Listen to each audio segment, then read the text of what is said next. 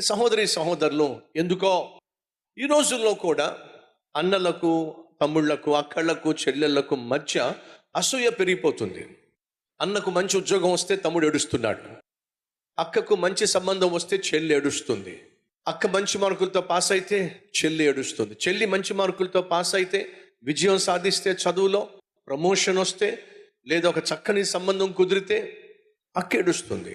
ఈరోజు మనలో అలా సొంత తోబుట్టు జీవితంలో అభివృద్ధి కానీ ఆశీర్వాదాన్ని కానీ చూసి ఓర్వలేనితనం కానీ అసూయపడేతనం కానీ మీలో ఉన్నట్లయితే మీ హృదయము దేవుని ఎదుట సరిగా లేదు. నీకు ఉద్యోగం రాలా, తమ్ముడికి ఉద్యోగం వచ్చింది, మనస్ఫూర్తిగా వెళ్ళి షేక్ హ్యాండ్ ఇచ్చి కంగ్రాచులేషన్స్ చెప్పి హత్తుకో. దేవుడు నీ ప్రార్థన ఆలకించాడు, నీ కష్టాన్ని చూశాడు కాబట్టి ఉద్యోగం ఇచ్చాడు అని చెప్పి సంతోషంగా చెప్పు. తమ్మునికి వచ్చిందా ఉద్యోగం, చెల్లికి వచ్చిందా ఉద్యోగం, అక్కకు వచ్చిందా, అక్క పెళ్లి సెటిల్ అయిందా, అన్న పెళ్లి సెటిల్ అయిందా, సంతోషించు. అంతేగాని ఏడ్చే మనసు కానీ, లోపల అసూయపడే మనసు కానీ అస్సలు రానివద్దు.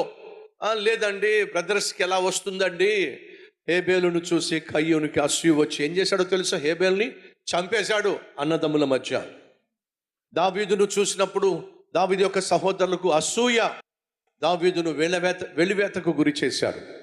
యోసేపును చూసినప్పుడు యోసేపు యొక్క సహోదరులకు అసూయ యోసేపును అమ్మేదాకా తెగించారు.